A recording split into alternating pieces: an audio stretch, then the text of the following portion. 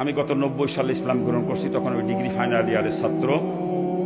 90 সালে degree complete হয়েছে মুসলমান হওয়ার পর ওই বছরেই। এরপরে মাস্টার্স করছি ঢাকা ইউনিভার্সিটি থেকে। মাস্টার্স করার পর একটা কলেজে চাকরি হয়েছিল, কলেজের লেকচারার হিসাবে। আবার যখন ইউনিভার্সিটিতে পড়ি তখন বন্ধু বান্ধবের সাথে মিলিয়ে একটা প্রাইভেট ল কলেজে ভর্তি হয়েছিলাম। এলএলবিও কমপ্লিট করেছি। আমি কিন্তু কালাকোটের ব্যবসা জানি, আমি একজন অ্যাডভোকেট। আমি একজন অ্যাডভোকেট। আমি কলেজে শিক্ষকতা করছিলাম মাত্র 7 মাস। 7 মাস যখন চাকরির বয়স, চরমুনার মরহুম পীর সাহেব আমার কলেজ মাঠে মাহফিল করতে আসছিলেন। ওই দিন হুজুরের বয়ান শুনতে গেছিলাম। ওই সময় পীর মুরিদির ঘোর বিরোধিতা করতাম, পীর মুরিদি পছন্দই করতাম। এরকম বলতাম কোরআন হাদিস পড়বো, বসবো, আমল করবো, তা পীরের কাছে যাওয়া লাগবে কা, এরকম বলতাম। তো ওই দিন মনে মনে চিন্তা করলাম পীর সাহেব যেহেতু আমারই কলেজ মাঠে আসতেছে, কি করে একটু শুনিয়ে আসি। 42টা প্রশ্ন নিয়ে গেছিলাম, 42টা প্রশ্ন। একটা প্রশ্ন করার সুযোগ হয় নাই আমার। বয়ানের মধ্যে অটোমেটিক সমস্ত প্রশ্নের জবাব পেয়ে গেছি আমি।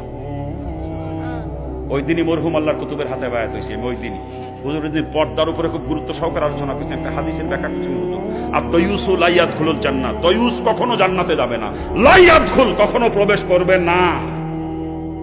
আর হুজুরের ওই দিন বয়ান শোনার পরে সারা রাত আমি ঘুমাইতে পারি না, সারা রাত খালি কাঁদছিলাম।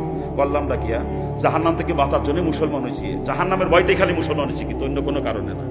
হিন্দু অবস্থায় কোরআন হাদিস পড়তে জাহান্নামের বিবরণগুলো পড়তাম, আর অন্তরের মধ্যে কাঁপিয়ে কাঁপিয়ে উঠতে, আযাব কেমনে সহ্য করবা, এটা সহ্য করার মতো না। যখন জাহান্নামের আযাবের ভয় অন্তরে পয়দা হয়েছিল, তখন পাগলের মতো হয়ে গেছিলাম যে কেমনে বাঁচবো এই আযাব থেকে, আমি কেমনে বাঁচবো। তখন কিসের মা বাপ, কিসের আত্মীয় স্বজন, কিসের অর্থ সম্পদ, কিসের নেতৃত্ব কর্তৃত্ব, কোনো কিছু আমাকে আটকে রাখতে পারে নাই। সবকিছু লাথি মারে ফেলাই তুই বের হয়ে চলে আসছে। জাহান্নামের ভয়তে মুসলমান হয়েছি, ইসলাম গ্রহণ করছি জাহান্নাম থেকে বাঁচার জন্য, অন্য কোনো কারণে না।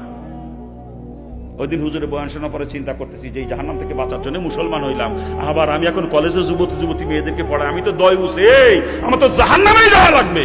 তা মুসলমানের লাভ কি এলো? খালি খালি সারা রাত কান্না থামাইতে পারি নাই যেই চিন্তায়। বললাম কি দুনিয়া বরবাদ করে দিয়ে চলেছে, এখন আখেরাতও বরবাদ করতেছি। হ্যাঁ, চোখের পানি ঝরতে ঝরতে পুরা বালিশটা ভিজে গেছে। রাত্রে ফজরের নামাজ পড়ে কাগজ কলম নিয়ে বসে রিজাইন লেটার লিখছি, লেখো অন্য লোকের মারফতে কলেজে পাঠাই দিছি। নিজে আর কলেজে যাই নাই, পর্যন্ত চাকরি শেষ। আমি না খেয়ে মরে যাবো তাও ভালো, কিন্তু ওই চাকরি করবো না যেই চাকরি করে জাহান্নামে যাওয়া লাগবে।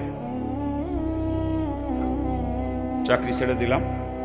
চাকরি ছেড়ে দেওয়ার পরে চরমোনাইতে গেলাম রমজান মাসে, হুজুরের সঙ্গে পরামর্শ করলাম, হুজুর চাকরি ছেড়ে দিছি। হুজুর আসতে কি আপনার পান নিচে এক বিন্দু বালুও নাই, বাসমান শাওলার মতো আপনি, আর এখন চাকরি ছেড়ে দিলেন? তার মানে বোঝেন আমি যখন ইসলাম গ্রহণ করছি বাপের সমস্ত সম্পত্তি থেকে বঞ্চিত। এরপরে কেবল মাস্টার্স কমপ্লিট করে চাকরিটা হয়েছে অল্প দিন, ওই সময় চাকরি ছেড়ে দিলাম। আমার পান নিচে এক বিন্দু বালুও নাই। তখন আমি চিন্তা করি না আমার কে খাওয়াবে, রিজিকের মালিক আমার চাকরি না, রিজিকের মালিক কি আমার চাকরি? হ্যাঁ, ওই চিন্তা করি নাই কি খাবো, কি করবো, কি খাবো চিন্তা করি নাই। আল্লাহর উপরে তাওয়াক্কুল করে চাকরিতে লাথি মারছি। আমি চাকরি ছাড়িতে না খেয়ে মরে গেছি নাকি কা? আরে ওই চাকরি যদি আজকে করতাম তো সর্বোচ্চ 1 লাখ টাকা বেতন হতো, তার উপরে তো হইতো।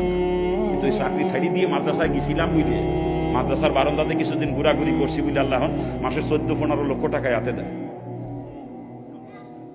বর্তমান 14-15 লক্ষ টাকা ইনকাম প্রতি মাসে আপনাদের দেওয়া করবো, তোমার 14-15 লাখ।